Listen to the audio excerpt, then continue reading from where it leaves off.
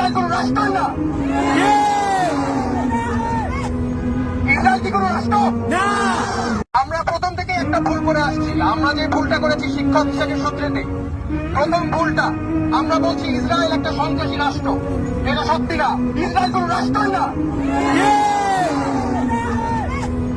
Israel কি কোন রাষ্ট্র না। আমাদের বাংলাদেশের স্বাধীনতার পর ইসরায়েলকে আমরা রাষ্ট্র হিসেবে স্বীকৃতি দেই নাই। আমরা কোনদিন দিব না, কোনদিন দিতে দিব কাউকে না। বাংলাদেশের কোন সরকার, কোন ধর্মের মানুষ, কোন লোক কখনো এই স্বীকৃতি দিতে দেয় নাই।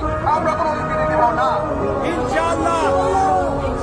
এখানে অনেকে আছেন বিভিন্ন ধর্মের মানুষ, যাদের ধর্ম নাই তারাও আপনাদের সাথে এখন আছে। কেন? কারণ আমরা গণহত্যা কি সেটা বুঝি না।